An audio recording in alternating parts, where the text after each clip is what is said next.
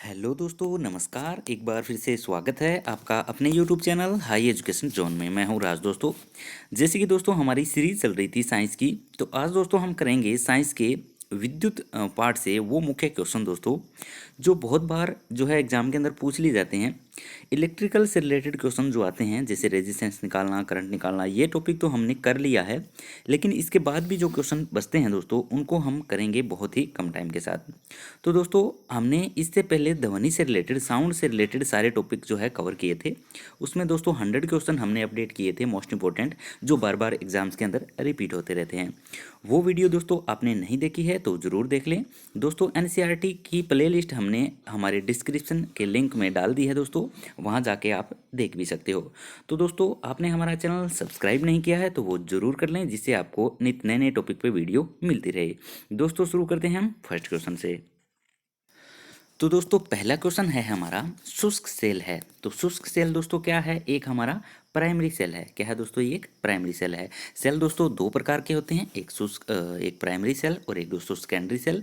Secondary cell वो होते हैं दोस्तों जिनको चार्ज किया जा सकता है, जैसे हमारी लेड एसिड बैटरी दोस्तों, वो भी एक टाइप से सेल है, सेलों का समूह है। तो दोस्तों सेल हमारे दो टाइप के होते हैं, एक प्राइमरी सेल और एक दोस्तों सेकेंडरी सेल। तो शुष्क जो सेल है वो किस श्रेणी में आता है दोस्तों? प्राइमरी सेल में आता है। अगला क्वेश्चन दोस्तों, तड़ित चालक का आविष्कार किसने किया था? तो सेकंड का दोस्तों राइट ऑप्शन जो रहेगा वो हमारा सी रहेगा। बेंजामिन फ्रैंकलिन ने तड़ित चालक का आविष्कार किया था। तड़ित चालक जो दोस्तों हमारे बड़ी बड़ी बिल्डिंगों के ऊपर ऐसे जो लगी होती है त्रिशूल टाइप का, वो तड़ित चालक होता है दोस्तों। वो हमें हमारे इसलिए लगाया जाता है कि आसमानी बिजली जो गिरे उसको जो है बिल्डिंग पर गिरने से बचाया जा सके और डायरेक्ट ग्राउंड किया जा सके। तो दोस्तों उसको कहते हैं हम तड़ित चालक, और तड़ित चालक का आविष्कार बेंजामिन फ्रैंकलिन ने किया था। बढ़ते हैं दोस्तों अगले क्वेश्चन की तरफ। रासायनिक ऊर्जा का विद्युत ऊर्जा में रूपांतरण निम्नलिखित में से किस में होता है? तो इसका दोस्तों राइट ऑप्शन जो रहेगा वो ऑप्शन ए रहेगा। इलेक्ट्रोलाइसिस क्रिया द्वारा रासायनिक ऊर्जा को विद्युत ऊर्जा में चेंज किया जाता है। बढ़ते हैं दोस्तों अगले क्वेश्चन की तरफ। वैसे रासायनिक ऊर्जा यानी जो है मैकेनिकल एनर्जी को इलेक्ट्रिकल एनर्जी में हम चेंज कर रहे हैं, ठीक है दोस्तों। दोस्तों वो हमारी यांत्रिक ऊर्जा है मैकेनिकल, ये हम जो है रासायनिक ऊर्जा की बात कर रहे हैं। बढ़ते हैं दोस्तों अगले क्वेश्चन की तरफ। बल्ब को तोड़ने पर तेज आवाज होती है क्योंकि? जो बल्ब को दोस्तों टूटता है तो उसके अंदर तेज आवाज होती है, वो क्यों होती है? तो राइट ऑप्शन दोस्तों 4 का ए रहेगा हमारा। बल्ब के अंदर निर्वात में वायु तेजी से प्रवेश करती है, और दोस्तों बल्ब के अंदर जो है आर्गन गैस भरी होती है, बहुत ही कम दबाव के साथ वो निकल जाती है, और दोस्तों उसके अंदर क्या चली जाती है? ऑक्सीजन चली जाती है। तो इसलिए बहुत एक भयानक सी आवाज़ होती है। बढ़ते हैं दोस्तों 5 नंबर क्वेश्चन की तरफ।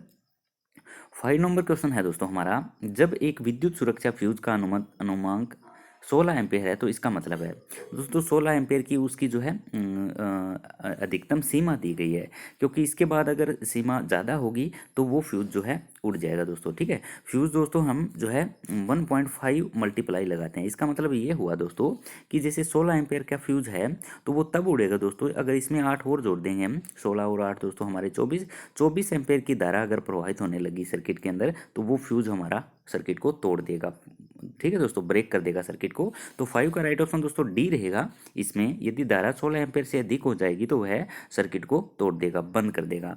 बढ़ते हैं दोस्तों, और दोस्तों फ्यूज जो है हमारा किस सिद्धांत पर कार्य करता है? तो वो हीट के सिद्धांत पर काम करता है दोस्तों, ठीक है। उष्मा के सिद्धांत पर जो है फ्यूज हमारा कार्य करता है, जिसकी वायर लेड और टीन की बनाई जाती है।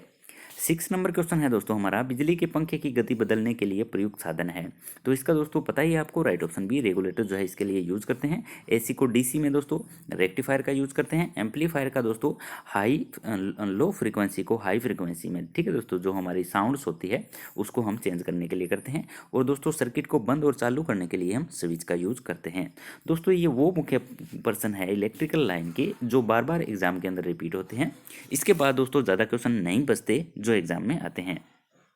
अगला क्वेश्चन दोस्तों, शुष्क सेल में जो ऊर्जा संग्रहित रहती है वह है। तो शुष्क सेल के अंदर जो ऊर्जा दोस्तों संग्रहित रहती है वो दोस्तों हम कर चुके हैं, वो हमारी रासायनिक ऊर्जा है। अगला क्वेश्चन है दोस्तों हमारा, बिजली के बल्ब से हवा पूरी तरह क्यों निकाल दी जाती है? तो दोस्तों ये भी एक इंटरेस्टिंग सा क्वेश्चन है। राइट ऑप्शन ए रहेगा, टंगस्टन तत्व के उपचयन को रोकने के लिए। जो टंगस्टन फिलामेंट होता है दोस्तों उसको ऑक्सीजन के अंदर नहीं रखा जा सकता। उपचयन दोस्तों ऑक्सीकरण क्रिया हो जाती है टंगस्टन के साथ, तो इसलिए दोस्तों उसको उसको हम इसके साथ नहीं रखेंगे। तो ये दोस्तों क्वेश्चन वेरी इंपॉर्टेंट है। ऑक्सीकरण रोकने के लिए जो है टंगस्टन के अंदर से हवा निकाल दी जाती है। बढ़ते हैं दोस्तों अगले क्वेश्चन की तरफ। नाइक्रोम तार के हीटिंग एलिमेंट के रूप में प्रयुक्त किया जाता है। तो क्या प्रयोग किया जाता है दोस्तों नाइक्रोम तार के हीटिंग एलिमेंट के लिए?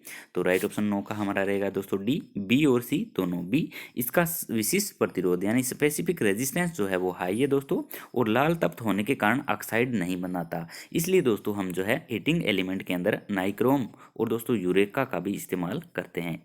किसका दोस्तों? नाइक्रोम और यूरेका का हीटिंग एलिमेंट के लिए। जो हमारा इस्त्री होती है दोस्तों, जो हमारी आयरन होती है, तो उसके अंदर भी दोस्तों नाइक्रोम और यूरेका का वायर ही यूज होता है हीटिंग एलिमेंट के। अगला क्वेश्चन दोस्तों, आमतौर पर सुरक्षा फ्यूज लगाने के लिए प्रयोग होने वाली तार किस पदार्थ की होती है? तो दोस्तों आमतौर पर जो फ्यूज की तार हम यूज करते हैं वो टीन और शीशे की यानी लेड और टीन की ही मिश्र धातु यूज करते हैं। बढ़ते हैं दोस्तों अगले क्वेश्चन की तरफ। फ्यूज का सिद्धांत है। तो दोस्तों फ्यूज किस सिद्धांत पर कार्य करता है? हमने ये क्वेश्चन पहले ही कर दिया है। तो वो दोस्तों विद्युत के उष्मीय प्रभाव पर हीटिंग इफेक्ट पर कार्य करता है। इसका मतलब ये हुआ दोस्तों, जब इलेक्ट्रॉन एक पतला सर्किट बना दिया जाता है, सारे सर्किट के अंदर दोस्तों एक पतला सा सर्किट बना दिया जाता है, जब उसके अंदर दोस्तों करंट फ्लो होता है तो वो पिघलना शुरू कर देती है वायर, और एक टाइम ऐसा आता है जब नॉर्मल लोड से अधिक लोड उसके अंदर से प्रभावित होता है तो वो दोस्तों सर्किट को तोड़ देती है। अगला क्वेश्चन दोस्तों 14 नंबर है हमारा, फ्राडे का नियम किस प्रक्रिया से संबंधित है? तो राइट ऑप्शन 14 का हमारा ये रहेगा दोस्तों, इलेक्ट्रोलाइसिस क्रिया से फ्राडे का नियम संबंधित है। बढ़ते हैं दोस्तों नेक्स्ट क्वेश्चन की तरफ। फ्यूज तार की विशेषता होती है। तो दोस्तों फ्यूज तार की विशेषता क्या होती है? राइट ऑप्शन सी रहेगा, उच्च प्रतिरोध तथा निम्न गलनांक। उच्च प्रतिरोध का मतलब दोस्तों हाई रेजिस्टेंस, और निम्न गलनांक। निम्न गलनांक दोस्तों जो मतलब अपने अंदर से इलेक्ट्रॉन फ्लो हो तो गलनांक बहुत कम टेम्परेचर पर ही पिघल जाए। तो दोस्तों फ्यूज तार की ये विशेषता होती है। अगला क्वेश्चन है दोस्तों हमारा, लोहे के ऊपर जिंक की परत चढ़ाने को क्या कहते हैं? तो दोस्तों लोहे की परत के ऊपर जिंक की परत चढ़ाना दोस्तों क्या कहलाता है? गैल्वेनाइजेशन कहलाता है। बढ़ते हैं दोस्तों अगले क्वेश्चन की तरफ। यदि किसी चालक की भौतिक अवस्था जैसे ताप दाब आदि में कोई परिवर्तन न हो तो चालक के सिरों पर लगाया गया विभवांतर उसमें प्रभावित धारा के अनुक्रमानुपाती होता है। ये नियम किसने दिया था? तो दोस्तों ये नियम दिया था ओम का नियम कहलाता है। ओम का नियम दोस्तों ऐसे हमारी त्रिभुज होती है, उसके अंदर वी यहाँ, आई यहाँ, आर यहाँ। अगर इसको छिपाएंगे दोस्तों तो वी बटे आई हमारे पास फार्मूला बनेगा। अगर इसको छिपाएंगे दोस्तों तो वी बटे आर हमारा फार्मूला बनेगा। अगर वी को छिपाएंगे दोस्तों तो जो है आई मल्टीप्लाई आर जो है हमारा फार्मूला बनेगा। आर दोस्तों रेजिस्टेंस, आई दोस्तों करंट, और वी मतलब दोस्तों विभवांतर यानी वोल्टेज। तो दोस्तों ये ओम का नियम है। छोटी छोटी स्टेटमेंट देके दोस्तों ऐसे क्वेश्चन पूछ लिए जाते हैं।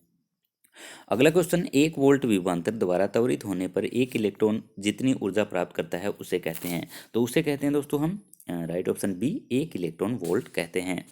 बढ़ते हैं दोस्तों अगले क्वेश्चन की तरफ। यदि 100 वाट का बल्ब प्रतिदिन 5 घंटे जलाया जाता है तो 30 दिन में 50 पैसे प्रति यूनिट की दर से कितना खर्च करेगा? तो दोस्तों इसके लिए हमें जो है ये छोटा सा न्यूमेरिकल है, इसको हम कर सकते हैं। तो इसको दोस्तों करने के लिए 100 हमारे पास है दोस्तों वाट यानी पावर, और ये दोस्तों है हमारा हावर यानी टाइम दोस्तों, और ये है हमारे डे। तो इसको दोस्तों हम जब मल्टीप्लाई करेंगे तो हमारा दोस्तों 15,000 आ जाएगा। उससे दोस्तों हम ये हमारी आ गई वाट दोस्तों, और इसको दोस्तों हम किलो वाट में चेंज कर लेंगे। ठीक है दोस्तों, यूनिट बना लेंगे सॉरी। और यूनिट दोस्तों हमारे पास आ गई 15, और 15 यूनिट दोस्तों कितने पैसे के हिसाब से? 50 पैसे के हिसाब से। तो 50 पैसे को 15 से दोस्तों गुना करेंगे तो हमारा राइट ऑप्शन सी आएगा। 7.50 जो पैसे हैं वो खर्च करेगा 50 पैसे के हिसाब से। तो दोस्तों आपके अपने घरों का बिल भी इससे दोस्तों आप लगा सकते हो वाट के हिसाब से और किलो वाट आवर के हिसाब से, क्योंकि जो हमारे घरों के मीटर जो होते हैं वो दोस्तों यूनिट दिखाते हैं सीधी। ठीक है, तो वहाँ से आप ये चीज़ें अंदाज़ा लगा सकते हो। बढ़ते हैं दोस्तों अगले क्वेश्चन की तरफ। माइका है तो दोस्तों माइका क्या है? उष्मा का तो दोस्तों अच्छा सुचालक है। उष्मा का दोस्तों क्या है? सुचालक है। और विद्युत का कुचालक है। विद्युत अपने अंदर से नहीं गुजरने देती, और दोस्तों उष्मा को हम अपने अंदर से गुजरने देती है। तो राइट ऑप्शन डी रहेगा दोस्तों माइका यानी अभ्रक। बढ़ते हैं दोस्तों अगले क्वेश्चन की तरफ। एक मकान में 2 बल्ब लगे हैं, उनमें एक दूसरे अधिक प्रकाश देता है, निम्न में से कौन सा कथन सही है? तो दोस्तों इसके अंदर कथन पढ़ना है। तो सबसे पहला जो कथन है दोस्तों हमारा वो है प्रकाश की दीप्ति रेजिस्टेंस पर निर्भर नहीं है। तो दोस्तों ये तो गलत बात है, जो प्रकाश की दीप्ति है वो रेजिस्टेंस पर निर्भर करती है। नेक्स्ट दोस्तों, दोनों बल्ब में रेजिस्टेंस समान है। तो दोस्तों अगर रेजिस्टेंस समान है तो दोनों रोशनी बराबर देंगे, तो ये भी बात गलत है। अगला है दोस्तों हमारा, अधिक प्रकाश वाले बल्ब में रेजिस्टेंस अधिक है। अधिक वाले बल्ब के अंदर रेजिस्टेंस दोस्तों अधिक नहीं हो सकता, क्योंकि अगर अगर उसके अंदर अधिक रेजिस्टेंस है तो उसके अंदर करंट कम जा रहा है, और करंट कम जा रहा है तो दोस्तों वो अपना काम कम कर रहा है, तो कम ही रोशनी देगा। फोर्थ ऑप्शन दोस्तों है हमारा, कम प्रकाश वाले बल्ब में रेजिस्टेंस अधिक है, तो ये दोस्तों हमारा राइट ऑप्शन होगा। बढ़ते हैं दोस्तों अगले क्वेश्चन की तरफ। अगला क्वेश्चन है दोस्तों हमारा, एक फ्यूज तार का उपयोग किसके लिए किया जाता है? तो इसका दोस्तों राइट ऑप्शन बी रहेगा हमारा, अत्यधिक धारा प्रवाह के समय विद्युत परिपथ को तोड़ने के लिए जो है फ्यूज तार का यूज किया जाता है। बढ़ते हैं दोस्तों अगले क्वेश्चन की तरफ। अगला है हमारा, ताप के बढ़ाने पर चालक पदार्थों के विद्युत प्रतिरोध एवं विद्युत चालकता पर क्या प्रभाव पड़ता है? तो इसका दोस्तों राइट ऑप्शन ए रहेगा हमारा, विद्युत प्रतिरोध बढ़ता है जबकि विद्युत चालकता जो है दोस्तों वो घटती जाती है। बढ़ते हैं दोस्तों अगले क्वेश्चन की तरफ। प्रतिदीप्ति नली में सर्वाधिक सामान्यतः प्रयोग होने वाली वस्तु है। तो प्रतिदीप्ति नली यानी जो हमारी फ्लोरोसेंट ट्यूब होती है उसकी बात दोस्तों हम कर रहे हैं, तो इसका राइट ऑप्शन सी रहेगा, पारावाष्प तथा आर्गन यानी मरकरी वेपर और आर्गन जो है उसके अंदर दोस्तों भरा जाता है प्रतिदीप्ति लैंप के अंदर। अगला क्वेश्चन है दोस्तों हमारा, शुष्क सेल निम्नलिखित में से किनका विद्युत अपघटय के रूप में प्रयोग होता है? तो शुष्क सेल का दोस्तों राइट ऑप्शन ए रहेगा हमारा, अमोनियम क्लोराइड और जिंक। जिंक दोस्तों पॉजिटिव के लिए होती है और अमोनियम क्लोराइड काम करता है दोस्तों नेगेटिव का, एक सेल के शुष्क बैटरी के अंदर। अगला क्वेश्चन दोस्तों है हमारा, ट्रांसफार्मर प्रयुक्त होते हैं। तो राइट ऑप्शन दोस्तों इसका रहेगा हमारा ऑप्शन जो है डी, एसी वोल्टेज को उपचयन व अपचयन करने के लिए, यानी दोस्तों एसी वोल्टेज को अप या डाउन करने के लिए ट्रांसफार्मर का यूज किया जाता है, जो बिना फ्रीक्वेंसी बदले करता है। नेक्स्ट क्वेश्चन दोस्तों है हमारा, एक विद्युत उपकरण में अर्थ का उपयोग होता है, किसके लिए उपयोग होता है दोस्तों अर्थ का? तो राइट ऑप्शन 27 का हमारा सी रहेगा, सुरक्षा के लिए जो है हम अर्थ का यूज करते हैं। उसका दोस्तों एक सिंबल भी बनता है, ऐसे आपने देखा होगा, कोई भी अगर औजार या मशीनरी आप लेके आते हो तो उसके ऊपर ऐसा सिंबल लगा होता है जहाँ से हमें अर्थ करना होता है। नेक्स्ट क्वेश्चन दोस्तों है हमारा, जब साबुन का बुलबुला आवेशित किया जाता है तब क्या प्रभाव पड़ता है दोस्तों? तो राइट ऑप्शन बी रहेगा इसका हमारा, यह फैलता है। अगला क्वेश्चन है दोस्तों हमारा, एक तार की लंबाई एल मीटर है, तार को खींचकर उसकी लंबाई 2 एल मतलब दुगनी कर दी तो मीटर कर दी, तो अब तार का प्रतिरोध क्या हो जाएगा? तो दोस्तों अगर दुगनी करेंगे तो तार का रेजिस्टेंस क्या हो जाएगा? तार का रेजिस्टेंस भी दोस्तों दुगना हो जाएगा। तो इसमें दोस्तों राइट ऑप्शन इसका हमारा रहेगा पहले का 2 गुना, राइट ऑप्शन दोस्तों ए। जैसे दोस्तों एक तार है, उस तार को दोस्तों खींच के पतला, सॉरी इसके अंदर थोड़ा सा ऑप्शन में डाउट है, कवर करते हैं एक न्यूमेरिकल के साथ। जैसे दोस्तों ये तार है हमारा, इसका 2 ओम रेजिस्टेंस है, तो इसको खींचकर इसकी लंबाई क्या बढ़ा दी दोस्तों? दुगनी कर दी। इसकी लंबाई अगर दुगनी करेंगे तो इसका एरिया जो इसकी थिकनेस है दोस्तों वो भी क्या हो जाएगी? बिल्कुल पतली हो जाएगी। ठीक है दोस्तों, तो पतली हो जाएगी तो इसका रेजिस्टेंस 2 गुना नहीं 4 गुना बढ़ेगा दोस्तों। ठीक है, राइट ऑप्शन बी रहेगा, इसका 2 गुना नहीं 4 गुना राइट ऑप्शन आएगा। क्यों आएगा दोस्तों? क्योंकि इसकी थिकनेस भी पतली होगी और इसकी लंबाई भी क्या होगी दोस्तों? डबल होगी, यानी रेजिस्टिविटी इसके अंदर बहुत ज़्यादा आ गई। तो इसका राइट ऑप्शन दोस्तों हमारा बी रहेगा। बढ़ते हैं दोस्तों अगले क्वेश्चन की तरफ। अगला क्वेश्चन है दोस्तों हमारा, माइक्रोफोन के द्वारा ध्वनि ऊर्जा को परिवर्तित किया जाता है। तो 31 का राइट ऑप्शन दोस्तों हमारा रहेगा ऑप्शन ए, विद्युत ऊर्जा में। बढ़ते हैं दोस्तों अगले क्वेश्चन की तरफ। अगला है हमारा, किसी विद्युत परिपथ में इकाई धन आवेश को एक बिंदु से दूसरे बिंदु तक ले जाने में किए गए कार्य द्वारा मापा जाता है। तो उन बिंदुओं के बीच क्या होता है दोस्तों? तो उन बिंदुओं के बीच दोस्तों विभवांतर होता है, यानी वोल्टेज होता है। दो टर्मिनलों के बीच मापी गई वोल्टेज को दोस्तों हम क्या कहते हैं? विभवांतर कहते हैं, वोल्टेज कहते हैं। Very important question. अगला क्वेश्चन दोस्तों है हमारा, जब कांच की छड़ को रेशम से रगड़ा जाता है तो छड़ छड़ दोस्तों जब होती है तो वो पॉजिटिव आवेशित हो जाती है। क्या हो जाती है दोस्तों? पॉजिटिव आवेशित हो जाती है। अगला क्वेश्चन दोस्तों, मरकरी वेपर लैंप में रहता है। तो मरकरी वेपर लैंप पे दोस्तों कम दाब पर पारा भरा जाता है, तो राइट ऑप्शन दोस्तों इसका ए रहेगा। अगला क्वेश्चन है दोस्तों हमारा, जलते हुए विद्युत बल्ब के तंतु का ताप सामान्यतः कितना होता है। तो जलते हुए तंतु के जो फिलामेंट का जो टेम्परेचर होता है दोस्तों, तो वो होता है हमारा राइट ऑप्शन डी 3000 डिग्री से 3500 डिग्री सेल्सियस। दोस्तों ये वेरी वेरी इंपॉर्टेंट क्वेश्चन है जो एग्जाम के अंदर बहुत ही ज़्यादा बार रिपीट होते रहते हैं। अगला क्वेश्चन है, एक विद्युत सर्किट में एक फ्यूज तार का उपयोग किया जाता है। तो एक फ्यूज तार का उपयोग किस लिए किया जाता है दोस्तों, तो राइट ऑप्शन सी रहेगा, सर्किट में प्रवाहित होने वाली अधिक धारा को, विद्युत धारा को रोकने के लिए।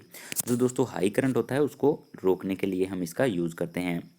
निम्नलिखित में से कौन सा अर्धचालक नहीं है। तो दोस्तों इसका राइट ऑप्शन जो रहेगा वो हमारा 37 का डी रहेगा। आर्सेनिक दोस्तों जो है वो अर्धचालक नहीं है। जर्मेनियम, सिलिकॉन और सिलेनियम दोस्तों अर्धचालक है। मुख्य रूप से जर्मेनियम और सिलिकॉन दोस्तों सबसे ज़्यादा अर्धचालक जो है वो यूज होने वाले हैं। नेक्स्ट क्वेश्चन है दोस्तों हमारा, विद्युत फिटिंग्स में एक तार को भू संपर्कित किया जाता है, इसका कारण क्या है। तो दोस्तों भू संपर्कित करने का मतलब होता है अर्थ से। तो अर्थ का दोस्तों राइट ऑप्शन ए रहेगा। यदि लघु पतन यानी शॉर्ट सर्किट हो जाए तो धारा भूमि में चली जाए। धारा दोस्तों कहाँ, अंडरग्राउंड हो जाए, ठीक है, यानी धरती में चली जाए। ये क्वेश्चन भी दोस्तों बहुत बार एग्जाम में पूछा जाता है। तांबा मुख्य रूप से विद्युत चालन के लिए प्रयोग किया जाता है, क्योंकि। तो इसका दोस्तों राइट ऑप्शन डी रहेगा हमारा। इसकी जो विद्युत प्रतिरोधकता है वो निम्न है। वैसे तो दोस्तों तांबा यूज करते हैं, इसमें जो है ये सस्ता भी है और बहुत टिकाऊ भी है, इसलिए भी यूज करते हैं। लेकिन दोस्तों इसमें राइट ऑप्शन अगर डी है तो हमारा डी ही रहेगा, क्योंकि दोस्तों इसकी मेन जो मुख्य कारण है वो है इसका रेजिस्टेंस बहुत कम है, इसलिए इसका ज़्यादा यूज करते हैं। क्योंकि रेजिस्टेंस अगर कम होगा तो उसके अंदर वोल्टेज ड्रॉप भी बहुत ही कम होंगे।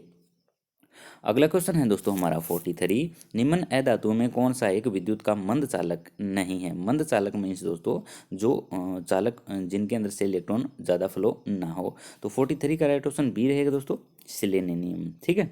अगला क्वेश्चन दोस्तों, दो विद्युत आवेशों के बीच लगने वाले बल से संबंधित है। तो 44 का राइट ऑप्शन बी रहेगा दोस्तों, कूलाम का नियम उसको कहते हैं। दो विद्युत आवेशित के बीच लगने वाला बल दोस्तों कूलाम का नियम।